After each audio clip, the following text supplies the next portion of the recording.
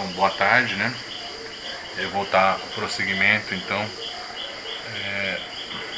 a aula em que a gente está expandindo um pouco o comentário da lógica do sentido, em que eu vou pontuar muito mais explicitamente, uma espécie de visão microscópica do texto do Deleuze, A Lógica do Sentido, nas séries 14ª, 15ª e 16ª, né? Então eu acabei de fazer uma espécie de introdução geral à lógica do sentido, né? Diante das obras, inclusive, do Deleuze e diante do problema que ele enxerga na leitura que o Husserl teria feito da filosofia do Leibniz, a reconstituição que ele fez do conceito de mônada, tá bom? E agora então a gente vai passar propriamente a 14ª, 15ª e 16ª série, tá bom? Então, essa é a segunda parte da aula. Eu acredito que ela vai ficar como aula de vídeo-aula de seminário de tese B, claro, 4.2, tá bom? Lendo a lógica do sentido. Então essa segunda parte teria por título Motivos que levaram Deleuze à filosofia leibniziana, tá bom? Ora, dito assim, né, depois daquele apanhado que eu fiz aí na primeira parte da aula, o fato é que, ao menos desde 1968, que o filósofo francês Gilles Deleuze demonstra seu apreço pela filosofia leibniziana, o que fica evidente em alguns momentos da obra Diferença e Repetição, mas é na obra que escreve um ano depois, ou seja, na Lógica do Sentido, de 69,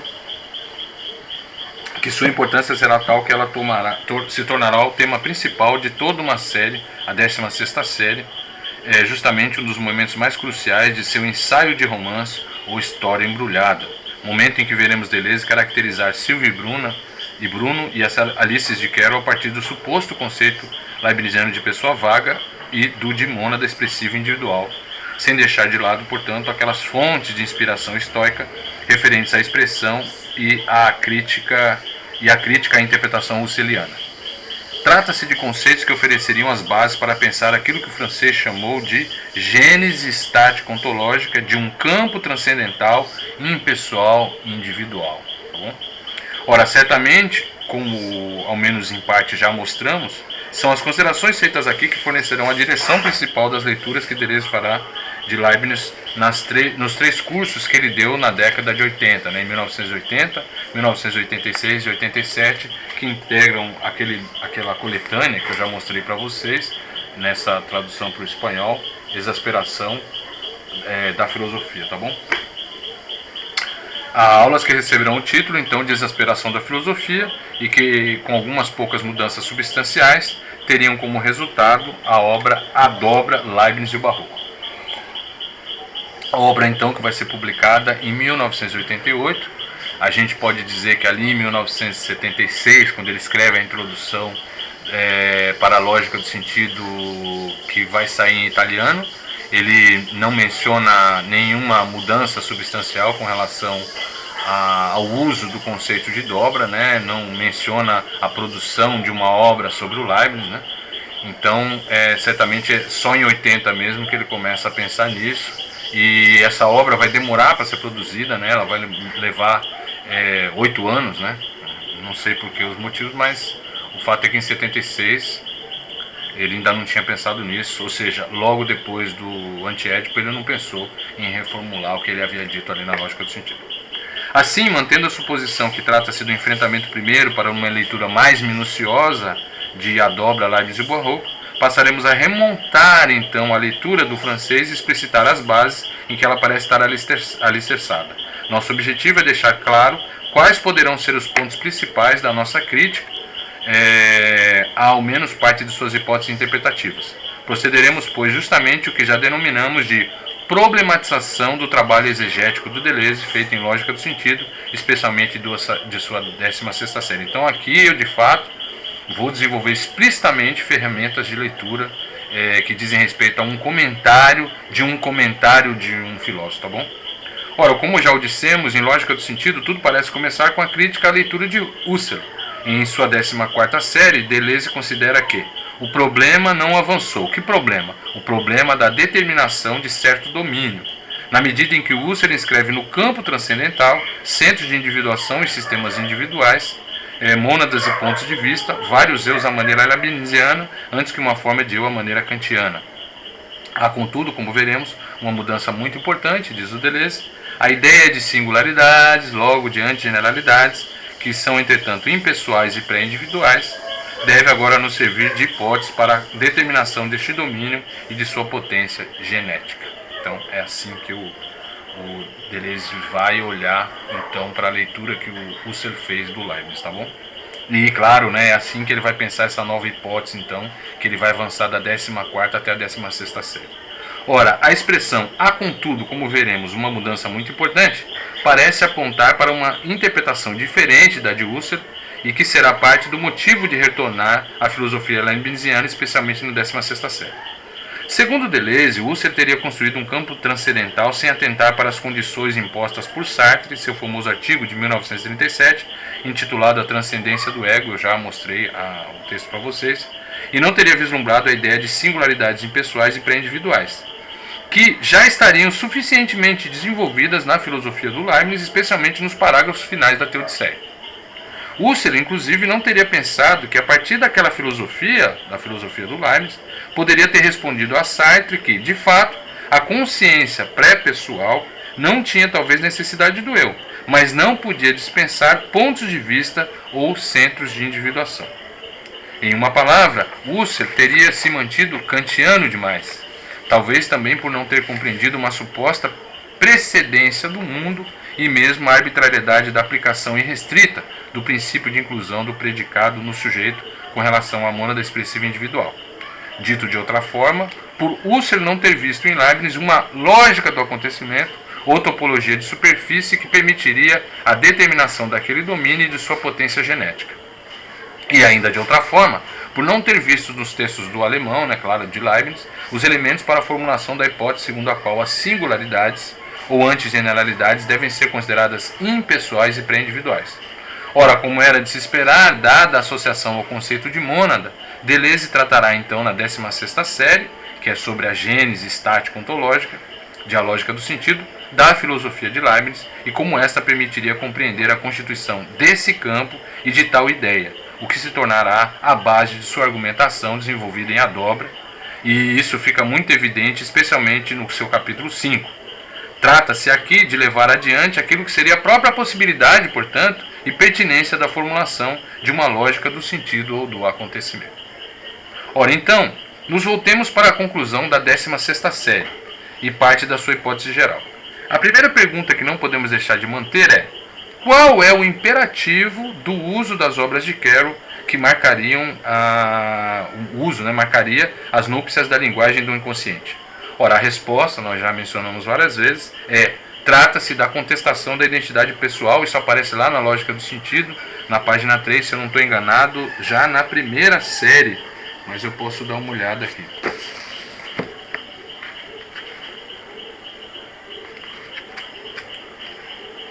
Exatamente, na primeira série, tá bom? Então, abre o texto do Deleuze, né? Então, qual é o imperativo do uso das obras de Carroll que marcaria as núpcias da linguagem do inconsciente? A resposta é a contestação da identidade pessoal, pressuposto que se associará à circulação da casa vazia e às singularidades pré-individuais e não pessoais, que não são nem da ordem do geral nem da ordem do individual, nem pessoais nem universais. Em suma, o que possibilitaria a produção real do sentido naquela sua ambivalência, que eu mencionei agora há pouco. Se deixar arrastar então pelos verbos de puro devir, não deixar que a noção de atributo verbal seja confundida e assimilada pela de predicado da lógica formal, a lógica clássica aristotélica, que se confunda com uma relação análoga do verdadeiro do falso, impedir isso. Daí que, evidentemente, novamente, se queremos tomá-lo como ponto de partida, tem de ser arbitrário na filosofia do Leibniz a inerência do predicado conceito no sujeito. E esse é o grande problema da leitura do Husserl. O que deve levar àqueles conceitos de pessoa e indivíduo que permitiriam comparar, primeiro, Silvio e Bruno com pessoas vagas e, segundo, a Alice com uma mônada individual expressiva. É a argumentação que Deleuze está tentando montar, por exemplo, no segundo movimento argumentativo da nota 4, que é uma nota fundamental da 16ª série, a saber, cito a nota: É verdade que nesse texto, e ele está se referindo a Remarque, né, uma das notas que o Leibniz faz para a correspondência com o Arnoux, nessa edição aqui, ela aparece na página 39, né, a Remarque. Opa. Tá vendo aí?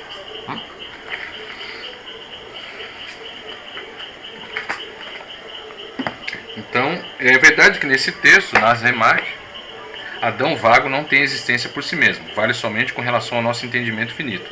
Seus predicados não são mais que generalidades.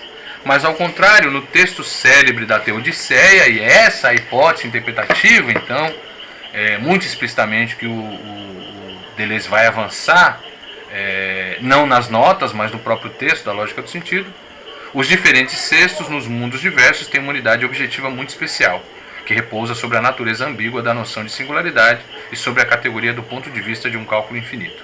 Muito cedo, Leibniz havia elaborado uma teoria dos signos ambíguos em relação com os pontos singulares, tomando, por exemplo, as seções cônicas. Então, essa nota é fundamental. É, na verdade, aí que o Deleuze explicita o como ele vai entender, então, os parágrafos 414 a 416 da Teodiceia. Tá bom? Ora, é essa a base, então, da hipótese interpretativa que Deleuze formula com relação aos parágrafos finais da Teodiceia. Isto é, haveria ali, a partir da caracterização dos personagens cestos e a partir do que começa a ser narrado já no parágrafo 405, a defesa de uma unidade objetiva muito especial, que exigiria que nos voltássemos para certa teoria dos signos ambíguos de Leibniz em relação com os pontos singulares. Se pretendêssemos compreender melhor as bases daquela espacialidade, ou seja, a natureza ambígua da noção de singularidade e a categoria do ponto de vista de um cálculo do infinito. Tá bom? É claro que, a esse respeito, a pergunta primeira seria: mas de onde viria a exigência de nos voltarmos para tais bases? Tal teoria e até mesmo exemplos, ela pode ser depreendida daqueles parágrafos finais da Teodiceia? Outra pergunta: será mesmo que devemos supor que os parágrafos finais da Teodiceia exigem a formulação de tal especialidade se pretendemos reconstituir o conceito leibniziano de mônada expressiva individual e pessoa vaga? Ora, imediatamente associada a essas duas perguntas, e mais explícita em termos de comparação dos textos, perguntaríamos: será mesmo que devemos supor uma diferença muito grande entre o que é dito na Remarque, a carta de Arnoux de 13 de maio de 1686, e os parágrafos 414 a 416 da Teodiceia? Não esqueçamos, desde já, que a expressão seus predicados não são mais que generalidades já sinaliza para a defesa da arbitrariedade do princípio da inclusão do predicado conceito no sujeito ou para a pertinência de uma lógica do sentido do acontecimento. Ou seja, já indica uma leitura muito particular do parágrafo 13 do discurso de metafísica. Seja como for, aquela suposição traz a consequência que em Leibniz poderíamos falar ao menos de duas maneiras da mônada expressiva individual. Uma a partir do princípio de inerência, e isso apareceria lá na Remarque, e outra a partir de uma unidade objetiva muito especial, que apareceria então, supostamente, na Teodiceia dos parágrafos 414 e 416. Mas também fica evidente que teríamos de fazer uma leitura minuciosa, ao menos dos dois textos, e depois proceder à comparação, sem se esquecer de justificar aquela exigência e pertinência da aplicação da expressão mencionada. Ora, para adiantarmos o método do que faremos a seguir, ou seja, o nosso método interpretativo, diríamos que adotaremos o mesmo procedimento com relação às outras afirmações da 16ª série, ou seja, vamos seguir fazendo perguntas ao texto. Como dissemos acima, trata-se do segundo movimento argumentativo do que é defendido na nota 4. Vejamos como o restante da nota se articula. Então veja que eu vou examinar com mais cuidado essa nota. Primeiro movimento da nota. Distinguimos, pois, três seleções, diz o Deleuze, conforme ao tema leibniziano. Então veja, o próprio Deleuze está admitindo que nós poderíamos supor três leituras diferentes, a depender das seleções de texto que nós fizermos, né? Então distinguimos, pois, três seleções, conforme ao tema leibniziano. Uma, eu vou chamar de A, que define um mundo por convergência. Uma outra, B, que define neste mundo indivíduos completos. Uma outra, enfim, C, que define elementos incompletos ou antes ambíguos, comuns a vários mundos e aos indivíduos correspondentes. Então esse seria o primeiro movimento da nota, dividir em 3 seleções. O segundo movimento da nota diria o seguinte: sobre esta terceira seleção, ou sobre Adão vago, constituído por um pequeno número de predicados, então é isso que eu estava dizendo, né? Um sujeito poroso e com pouca estrutura, né? Pouco denso, né? Então sobre essa terceira seleção, sobre Adão vago, constituído por um pequeno número de predicados, ser o primeiro homem, etc., que devem ser completados diferentemente em diferentes mundos. Diz o Deleuze: confira-se Leibniz observações sobre a carta de Messier a Nu. É verdade que nesse texto ele continua: Adão vago não tem existência por si mesmo, vale somente com relação ao nosso entendimento finito, seus predicados não são mais que generalidades. Então está fim de citação. Então veja, é uma terceira seleção que o Deleuze faz, e além de tudo, teria que supor um conhecimento próximo do nosso entendimento finito. Tá bom? Ora, assim teríamos em seu primeiro movimento as 3 seleções que dividiriam os temas leibnizianos. Primeira, que define um mundo por convergência; segunda, que define neste mundo indivíduos completos, como na Remarque; e terceira e última, que define elementos incompletos ou ambíguos, comuns a vários mundos e aos indivíduos correspondentes. O que é supostamente defendido nos parágrafos 414 a 416 da Teodiceia, ao menos na leitura que faz o Deleuze. Fica claro, portanto, que o segundo movimento da presente nota trata justamente da defesa da divisão em 3 seleções, e não a costumeira em 2 seleções dos temas leibnizianos, bem como da pertinência do terceiro tema ou seleção. Ou seja, é como se o Deleuze estivesse criando uma outra seleção, uma outra leitura do Leibniz, né? Ele tem isso muito claro. Obviamente, a terceira seleção é a principal para sabermos o que o Deleuze pensava sobre a noção de pessoa vaga, que permitiria a associação com Sylvie Bruno de Carroll.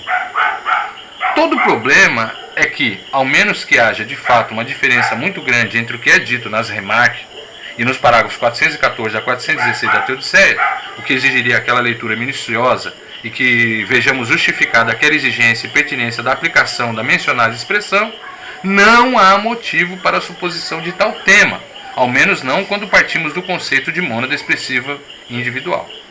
Ora, essa negativa traria a consequência que a filosofia de Leibniz não permite propriamente a associação com a obra Sylvie Bruno de Carroll. De qualquer modo, a partir do que é dito nesse primeiro movimento, podemos formular de outro modo parte das questões que enumeramos mais acima. Então eu vou reformular aquelas perguntas iniciais a cada momento que eu vou oferecendo novos elementos, tá bom? A pergunta agora é: será mesmo que com relação à caracterização dos personagens sextos do final da Teodiceia podemos falar em defesa de elementos incompletos ou mesmo ambíguos, comuns a vários mundos e aos indivíduos correspondentes, que marcariam uma outra compreensão do conceito de mônada expressiva individual? Continuando, quanto à segunda seleção, que segue no sentido de estar de pleno acordo com as Remarques, não vemos qualquer problema, ou seja, eu estou de acordo com essa segunda seleção. E basta recorrer a outras partes da correspondência de Leibniz e de Arnoux para ratificar a opinião de que se refere a um tema leibniziano por excelência. De qualquer modo, se aquela diferença não se confirmar, também seria esse o tema que faria a base da argumentação dos parágrafos 414 a 416 da Teodiceia. Ora, isso geraria o problema de a filosofia leibniziana ir contra tanto ao que pretendia Freud, referente à não profundidade do humano, quanto à boa nova trazida por Carroll, referente à dissolução da identidade pessoal. E nesse caso, a filosofia de Leibniz não permite propriamente a associação com as obras A Aventuras de Alice no País das Maravilhas e Através do Espelho e o que Alice viu lá. Então veja que isso gera um problema gravíssimo para o Deleuze, né? Inclusive há outro momento da 16ª série que nos parece estar diretamente associado a tal oscilação. Ali não se trata mais de uma suposição que dependeria de uma determinada interpretação. Deleuze afirma categoricamente, cito Deleuze: é bem verdade que o mundo expresso não existe fora das mônadas que o exprimem. Logo, existe nas mônadas expressivas individuais, como a série dos predicados que lhes são inerentes. Não é menos verdade, entretanto, que Deus criou o mundo antes que as mônadas, ou seja, Deus criou não exatamente Adão pecador, mas o mundo em que Adão pecou. E também é verdade que o expresso, que não existe fora das mônadas que o exprime, não se confunde com sua expressão, mas insiste ou subsiste. Ora, E claro, né, para completar essa afirmação, eu vou mencionar o que ele diz na nota 1. Tema constante das cartas de Leibniz Arnoux. Deus criou não exatamente Adão pecador, mas o mundo em que Adão pecou. Tá bom? Ora, é verdade que trata-se de tema recorrente na correspondência. Né? O caso de Adão, né, entendido como uma noção individual, problema da liberdade e da necessidade, né, do livre e do necessário. Todavia, nos parece que há aqui uma sobreposição de suposições. Né? Ora, a partir das próprias observações que o Deleuze acabou de citar, por exemplo, não é verdade que para o Leibniz daquele período, Deus não cria exatamente e determinadamente Adão pecador. Cria um Adão vago. E, associado a isso, e sim o mundo em que ele tivesse pecado. A não ser que talvez signifique algo que envolva a diferenciação entre criar e atualizar. Cria ou arquiteta um mundo e atualiza ou efetiva uma noção completa de Adão. Do contrário, teremos justamente uma antecipação do que o Deleuze supõe encontrar no final da Teodiceia, e que é manifestamente contrário ao defendido nas observações, ou seja, se opõe ao menos à parte da correspondência. Então, aí o Deleuze vai ficar em sérias dificuldades, porque ele está supondo já encontrar na Remarque aquilo que ele diz que ele consegue encontrar só na Teodiceia. Né? Ora, isso nos levaria inclusive à difícil defesa da hipótese interpretativa de que o conceito de noção individual completa da correspondência se baseia nas noções de elementos incompletos ou mesmo ambíguos. Mas, para além da contradição manifesta, né, o próprio Deleuze admite, nesse caso o que se tornaria difícil de encaixar no pensamento leibniziano seria justamente aquilo que animaria o tema daquela segunda seleção, o tema. Então, mas esses não são o segundo e o primeiro tema? De qualquer modo, já o podemos dizer, são os temas das segunda e terceira seleções que fazem um pano de fundo do capítulo 5 da parte 2 de A Dobra, que então fica na dependência da resposta àquelas questões que nós formulamos. É o que fica explícito na seguinte afirmação feita lá em A Dobra, cito: há antecedência sobre as mônadas expressivas individuais, embora um mundo não exista fora das mônadas que o expressam. Então veja, o mundo é anterior, né? Mas Deus não criou primeiramente ou de preferência Adão, aceitando o risco de fazê-lo pecar ou de perceber que ele peca. Ele criou o mundo em que Adão peca e o incluiu também em todos os indivíduos que o expressam. Sexto violando Lucrécia, César atravessando o Rubicão, parte do mundo como se parte de uma série de inflexões de acontecimentos. É uma pura emissão de singularidades. Então veja que aqui ele já está de posse da solução do problema que ele formulou ali na lógica do sentido. Essas noções de generalidades não se associam a predicados de generalidades, mas a acontecimentos, gotas de acontecimento. Nem por isso deixam os acontecimentos, né, as gotas de acontecimento, de ser pré-individuais, uma vez que o mundo é virtualmente primeiro em relação aos indivíduos que o expressam. Deus criou não Adão pecador, mas o mundo em que Adão pecou. O indivíduo, nesse sentido, é a atualização de singularidades pré-individuais. Ele não implica qualquer especificação prévia, e até mesmo necessário dizer o contrário disso e constatar que a própria especificação supõe a individuação. Então aqui, né, o Deleuze já aceitou a resposta que ele deu lá na lógica do sentido para os problemas deixados seja pelo Sartre, seja pelo Husserl. Ora, de qualquer modo, primeiro fica evidente que para Deleuze o predicado pecador de Adão, contra o que é dito nas observações, ao menos, é incluído depois da consideração do mundo. E segundo, trata-se do que pode ser pensado como se tal inclusão repousasse, cito o próprio Deleuze, sobre a natureza ambígua da noção de singularidade, ou sobre a categoria do ponto de vista de um cálculo infinito, ou ambas. Quanto à comparação entre históricos e Leibniz, com relação à expressão, tudo fica quase que invertido, né?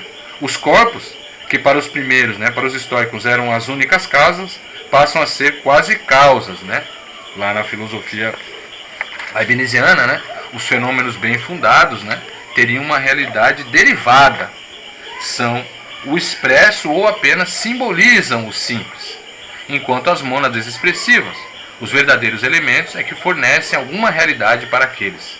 São como que as causas, as verdadeiras substâncias do que de fato acontece nos corpos. Então isso já gera dificuldades para o Deleuze. Né?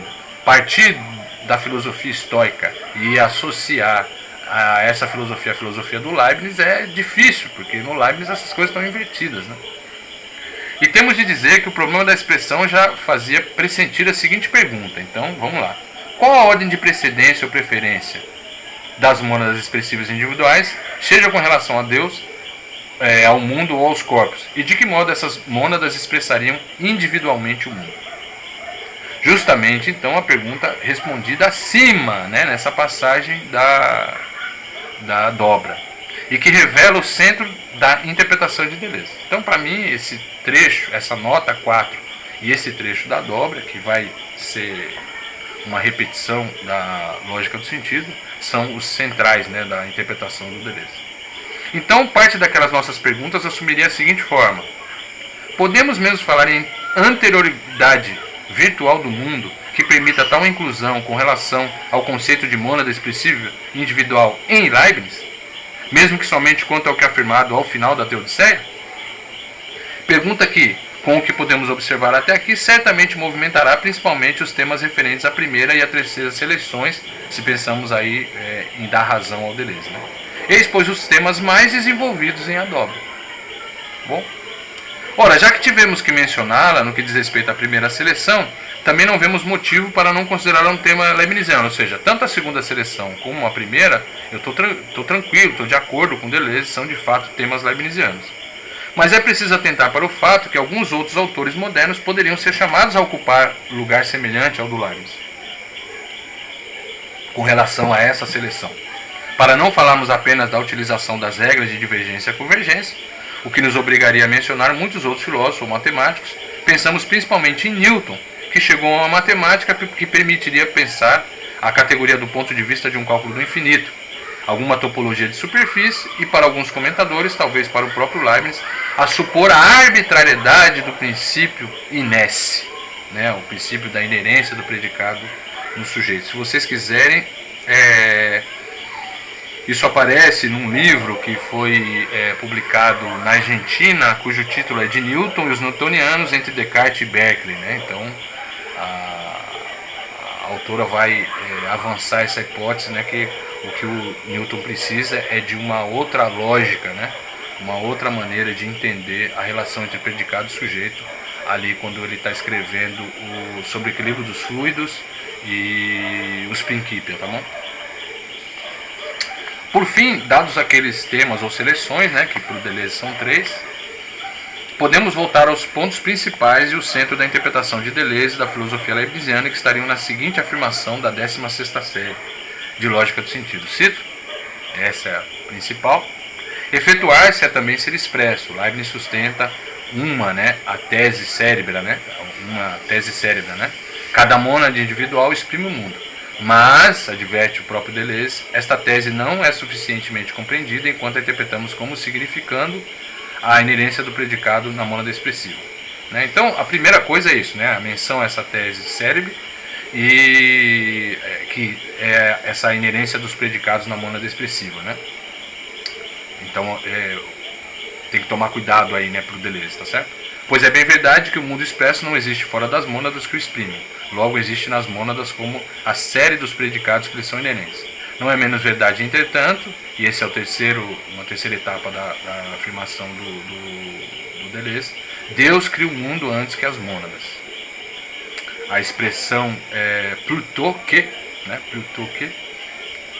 E também é verdade que o expresso não se confunde com sua expressão, mas, então, partindo de um ponto de vista histórico, né, insiste ou subsiste. Então, é arbitrário privilegiar a inerência dos predicados na filosofia de Leibniz, pois, eu vou enumerar de trás para frente. 3. A inerência de predicados na mônada expressiva individual supõe: 2. Primeiro, a compossibilidade do mundo expresso, e esta, por sua vez, supõe: 1.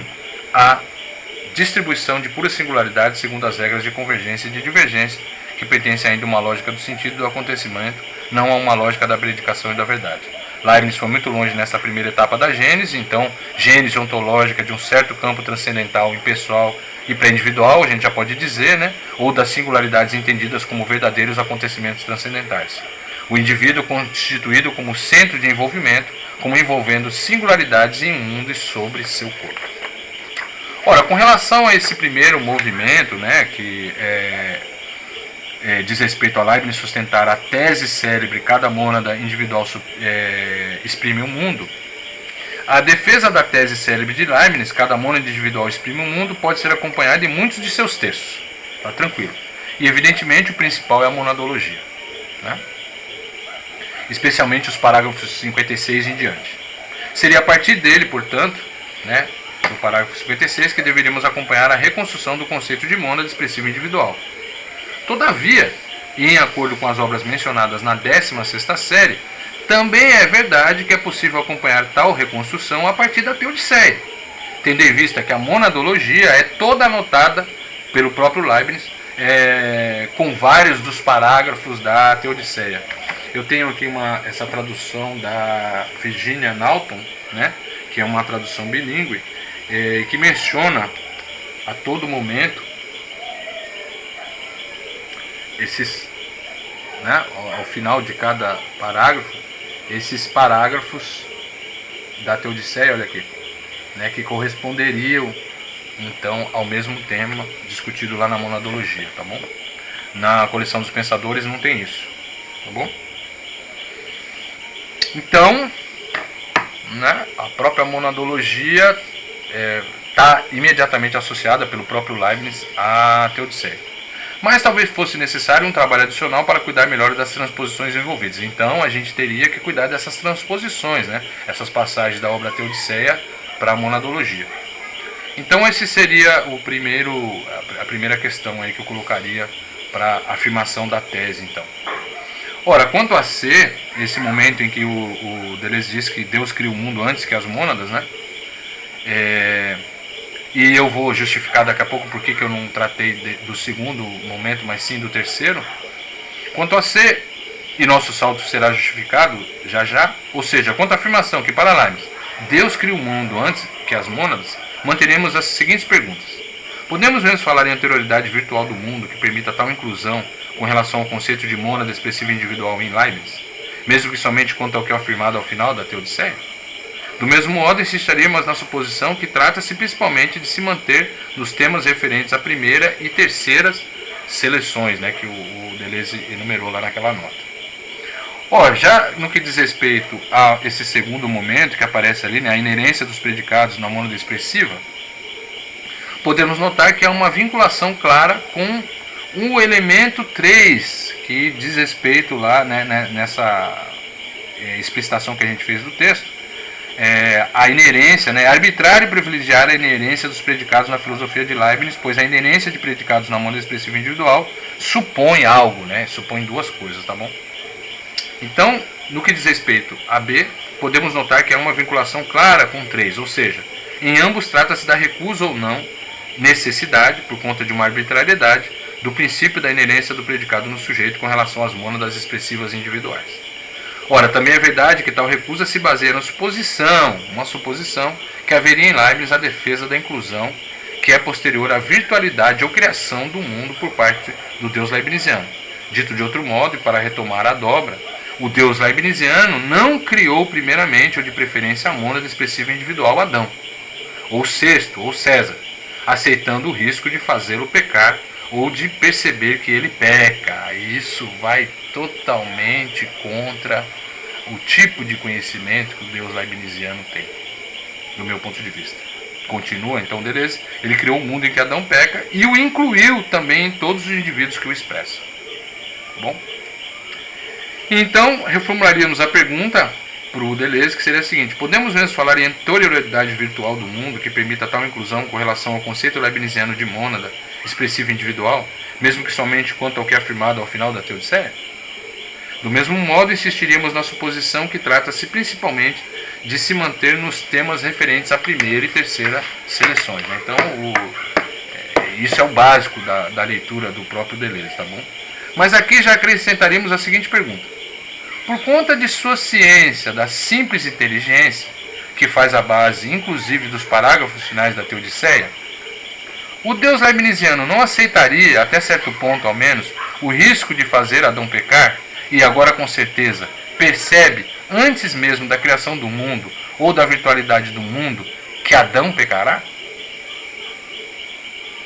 Ora, em termos de predicação, teríamos o Deus leibniziano, a partir de seu conhecimento infinito e infalível, outro modo de falarmos em ciência da simples inteligência, que faz a base dos parágrafos finais da Teodiceia, não é capaz de dizer que será a verdadeira proposição Adão pecou a partir apenas da noção completa da mônada expressiva individual Adão? Será que não? E já mencionamos de que temas se trata com relação àquelas seleções. Então restaria eu comentar nesses movimentos, o movimento 1, 2 e 3, não o A, B e C, os movimentos 1 e 2 então.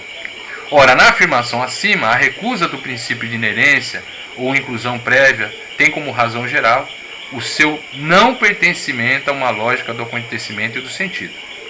Uma leitura bastante particular do parágrafo 13, então, do discurso de metafísica. Mas sim a uma lógica da predicação e da verdade, com o que estamos de pleno acordo. Contudo, aquela recusa nos obrigaria a seguir o deslocamento para aquelas duas suposições cuja ordem de dependência nos fez reorganizá-las, ou seja, aquela suposta inclusão dos predicados verbos acontecimentos, não dos predicados conceitos de Husserl, nas mônadas expressivas individuais, inclusão posterior ao mundo, nos obrigaria a aceitar as seguintes suposições. Então, eu estaria obrigado a aceitar essas suposições. Primeira suposição: a distribuição de pura singularidade, segundo as regras de convergência e de divergência. E, segunda, a compossibilidade do mundo expresso. E nós faremos as seguintes perguntas, diante dessas exigências, tá bom? As perguntas que faremos aqui são bastante semelhantes àquelas que fizemos quando da análise do segundo movimento da nota 4. Quais seriam os textos de Leibniz que tratam da necessidade do princípio de inerência do predicado no sujeito com relação à mônada expressiva individual que nos permitiriam corroborar tais suposições e deslocamentos? Qual a série de textos? E se a resposta se referir aos parágrafos finais da Teodiceia, lembramos que ainda estamos na dependência das respostas para aquelas questões que formulamos, Então a gente não se resolveu ainda com aquelas exigências que aparecem lá como fundamento da nota que lemos aqui. Parece tratar-se novamente de superposição de suposições que exigiria ao menos a explicitação clara dos motivos de escolhas dos textos de Leibniz. Então, já que o Deleuze mencionou 3 possíveis seleções de textos do Leibniz, era necessário que ficassem muito claros os motivos por que ele fez essa seleção. Tá bom? Com isso, então, terminamos a análise daquilo que consideramos um bom programa para uma posterior crítica do comentário de Deleuze à filosofia leibniziana feito na lógica do sentido, especialmente em sua 16ª série, e que permitiria adentrar, a partir do seu capítulo 5 da parte 2, em A Dobra, Leibniz e o Barroco. Eu vou tecer uma série, então, de considerações finais, já que eu desenvolvi agora essas várias ferramentas, de interpretação, então, do texto do Deleuze, que não são diferentes da que a gente utilizou quando leu o Locke e o Leibniz. Então, considerações finais. Feito isso, feito esse desmembramento, do que está implícito ali no texto do Deleuze, da lógica do sentido, e que faz a base das afirmações feitas na dobra, especialmente quanto ao conceito de sujeito, de identidade pessoal, Feito isso, podemos estabelecer explicitamente um largo programa de leitura que seria a base do nosso comentário crítico. O faremos remontando às nossas conclusões, perguntas, etc. Então veja, é esse programa de leitura que eu levei a termo, do meu ponto de vista, nesse capítulo de livro que aparece nessa coleção, Tá aqui, Escritos de Filosofia 3, Linguagem e Cognição, tá bom? Em primeiro lugar, chegamos à conclusão que a suposição de que haveria a defesa, por parte do próprio Leibniz, do final da Teodiceia, de uma unidade objetiva muito especial. É disso que depende a interpretação do Deleuze, baseada na natureza ambígua da noção de singularidade e na categoria do ponto de vista de um cálculo infinito. Isso exigiria que nos voltássemos para a sua teoria dos signos ambíguos em relação com os pontos singulares. Ora, foi isso que nos levou naturalmente às seguintes perguntas. Primeira, mas de onde viria a exigência de nos voltarmos para tais bases, tal teoria e até mesmo os exemplos tirados de certos objetos geométricos, ela pode ser depreendida daqueles parágrafos finais da Teodiceia? O Leibniz menciona essas exigências ali no final da Teodiceia? Não menciona. Segundo, será mesmo que devemos supor que os parágrafos finais da Teodiceia exigem a formulação dessa especialidade se pretendemos reconstituir o conceito leibniziano de mônada expressiva, individual e pessoa vaga? Terceira, será mesmo que devemos supor uma diferença muito grande entre o que é dito nas Remarques, a carta de Anur de 13 de maio de 1686 e os parágrafos 414 a 416 da Teodiceia? Será que eu preciso fazer essa suposição? Quanto a essas perguntas, o que não podemos perder de vista é que trata-se da reconstituição do conceito leibniziano de mônada expressiva individual e do suposto conceito leibniziano de pessoa vaga. Isso em primeiro lugar. Ora, em segundo lugar, chegamos à conclusão que aquela suposição traz a consequência que em Leibniz podemos falar ao menos de duas maneiras da mônada expressiva individual. Uma mais em acordo com a segunda seleção ou tema, e a partir do princípio de inerência, que está associado ao que é dito lá nas observações, na Remarque, e outra mais de acordo com a terceira seleção ou tema, e a partir de uma unidade objetiva muito especial, que seria a base então desses parágrafos finais da Teodiceia, parágrafos 414 a 416. Então, veja, com isso nós desmembramos aquilo que faz a base da interpretação do Deleuze. Ora, isso exigiria parte de um programa de leitura, ou seja, teríamos de fazer uma leitura minuciosa, ao menos de dois textos citados, o texto da Teodiceia e a Remarque, tá bom? E depois proceder à comparação, sem se esquecer de justificar as exigências referentes à pergunta 1 a 3. E a pertinência da aplicação da expressão, seus predicados não são mais que generalidades. Vai ter que justificar o uso dessa expressão. Também nesse sentido, mais à frente, nos deparamos com outro programa de leitura e comparação de textos, relacionado a transposições que permitiriam comparar a Teodiceia, então, com os parágrafos 56 em diante da monadologia. Então veja, a gente não pode esquecer que a monadologia também é pontuada com textos da Teodiceia. Isso em segundo lugar. Em terceiro lugar, chegamos a um problema que atingiria diretamente a associação Leibniz-Carroll, ou seja, a menos que haja de fato uma diferença muito grande entre o que é dito na Remarque e nos parágrafos 414 a 416 da Teodiceia, não haveria motivo para a suposição da terceira seleção ou tema, negativa que traria a consequência que a filosofia de Leibniz não permite propriamente associação com a obra Silvia e Bruno de Carroll. E já em termos de personagem da obra, chegamos a uma outra pergunta então. Quarta pergunta. Será mesmo que com relação à caracterização dos personagens sextos do final da Teodiceia podemos falar em defesa de elementos incompletos ou mesmo ambíguos, comuns a vários mundos e aos indivíduos correspondentes, que marcariam uma outra compreensão do conceito de mônada expressiva individual? E novamente lembraríamos que trata-se da reconstituição do conceito leibniziano de indivíduo, seja a mônada expressiva individual, seja a pessoa vaga. E insistindo ainda uma vez na associação com as obras de Carroll, se não virmos confirmadas aquelas exigências e o tema ou seleção primeira passar a assimilar a terceira, nos depararemos com outro problema, ou seja, a filosofia leibniziana parece ir explicitamente contra tanto o que pretendia Freud, referente à não profundidade do humano, quanto à boa nova trazida por Carroll, referente à dissolução da identidade pessoal, com a conclusão óbvia que a filosofia de Leibniz não deveria ser chamada a corresponder ao que pretendem as aventuras de Alice no País das Maravilhas através do espelho e o que Alice viu lá. Então veja que é gravíssimo, a gente não vê confirmada essa seleção de textos, essa hipótese interpretativa do Deleuze. Em quarto lugar, associado à suposição que as primeiras e terceiras seleções ou temas serão os mais trabalhados na dobra, chegamos à seguinte pergunta, quinta pergunta. Podemos mesmo falar em interioridade virtual do mundo em Leibniz, que permita tal inclusão com relação ao conceito de mônada expressiva individual, mesmo que somente quanto ao que é afirmado ao final da Teodiceia? Pergunta que se repetiu muitas vezes, a qual, já antecipando o caminho da nossa crítica, que faz a base então desse capítulo de livro, formularíamos a seguinte pergunta, a sexta pergunta. A. Por conta de sua ciência de simples inteligência, que faz a base inclusive dos parágrafos finais da Teodiceia, o Deus leibniziano não aceitaria até certo ponto, ao menos, o risco de fazer Adão pecar? E percebe, antes mesmo da criação do mundo, ou independentemente da virtualidade do mundo, que Adão pecará? Que em termos de predicação pode ter a seguinte formulação: 6b.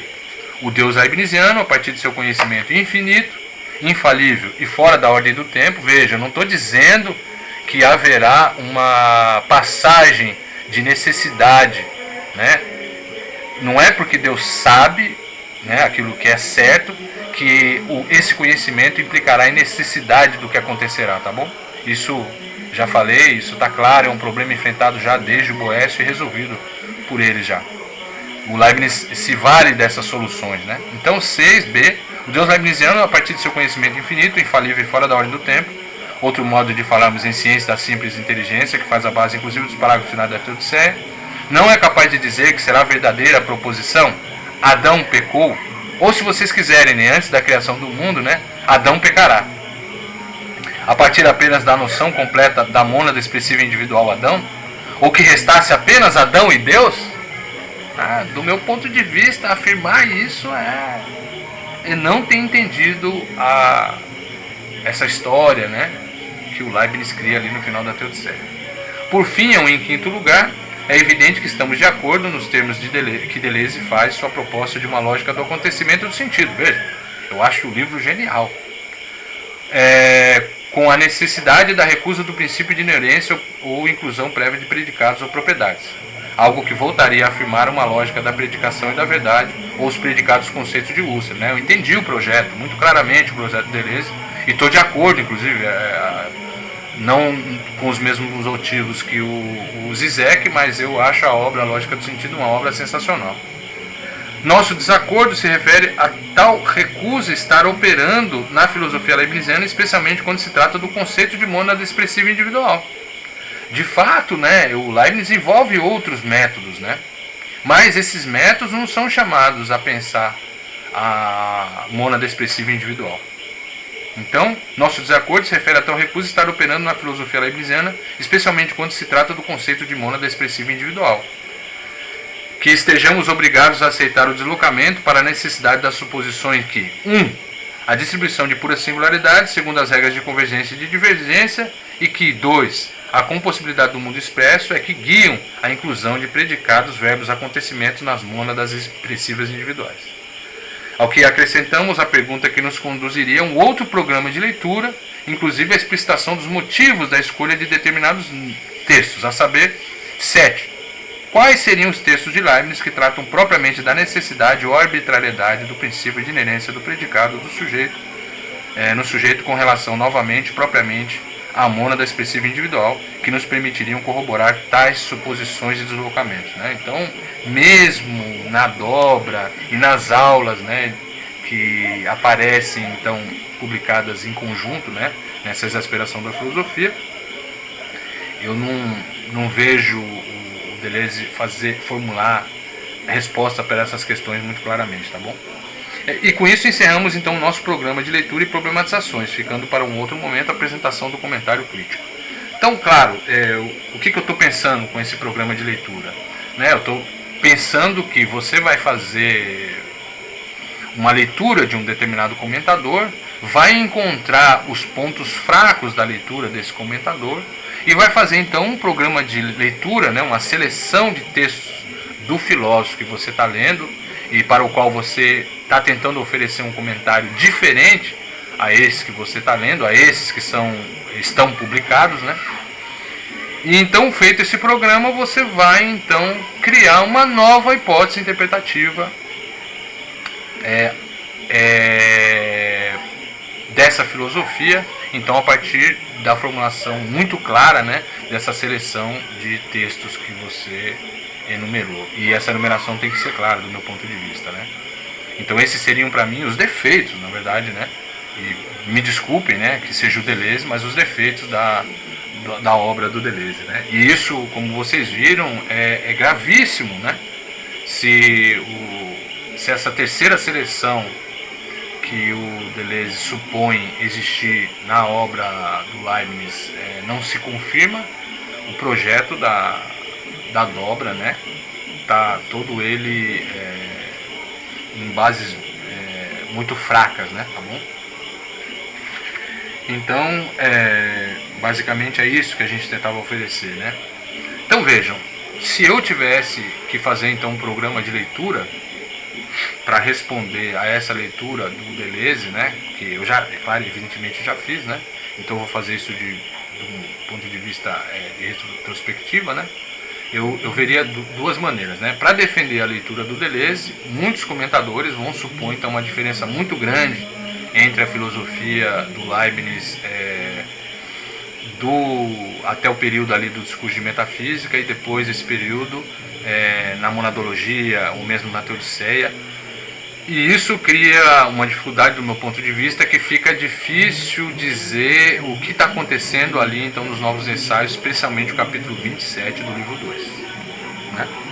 Eu acho que esse texto é um problema, e até por isso que eu me dediquei bastante à leitura desse texto com vocês, tá bom? Então eu acho que a leitura desse texto põe, como é que eu vou dizer, põe água na leitura que o Deleuze está tentando fazer, e desses vários comentadores que na verdade querem justificar apenas a leitura do Deleuze e nem entende os deslocamentos, né? Não explicitam que os deslocamentos são necessários para corroborar essa interpretação do Deleuze.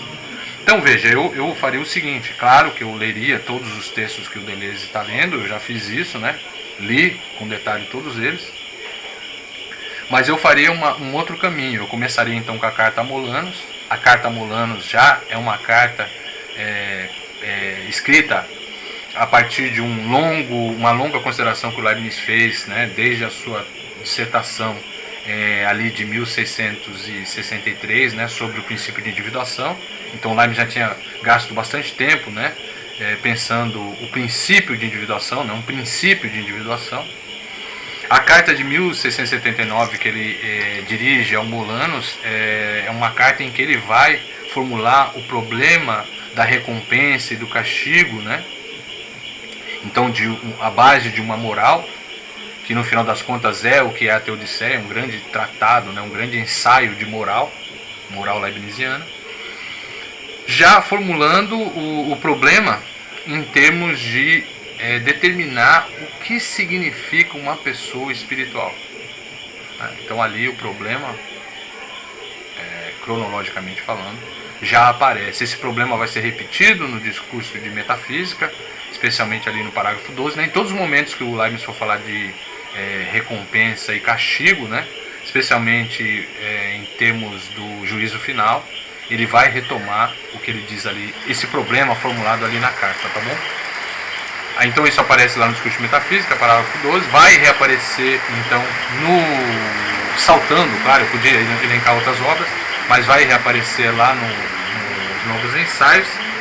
E esse reaparecimento não vai ser feito em termos diferentes do que aparece ali na correspondência do Leibniz com Arnoux.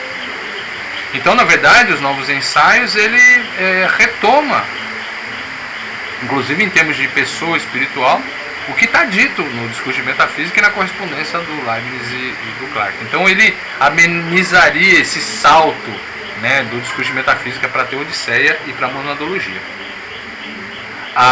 E aí sim a gente poderia passar mais levemente para a monadologia, né, lendo o discurso de metafísica, os novos ensaios, né, o capítulo 27, livro 2. E isso então conferiria ao final dos parágrafos 405 a 417 da Teodiceia uma leitura que é a leitura que o Husserl, né, o fenomenólogo austro-húngaro, também já tinha feito, tá certo? Então não permite essa outra seleção de textos do Deleuze, especialmente quando é para pensar a noção de identidade pessoal. Talvez para outras coisas sim, talvez para pensar a dinâmica do Leibniz fosse interessante, né? Mas para pensar a identidade pessoal não. Então eu faria essa cronologia. Carta ao Molanos, discurso de metafísica, parágrafo 12, capítulo 27 do livro 2, Novos Ensaios, uma certa continuidade aí,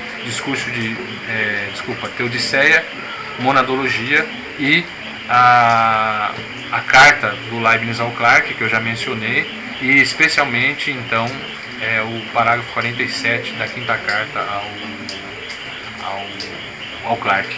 E isso sem nenhuma contradição com esse texto que o Leibniz escreve, em que nós incorporamos a Teodiceia, né?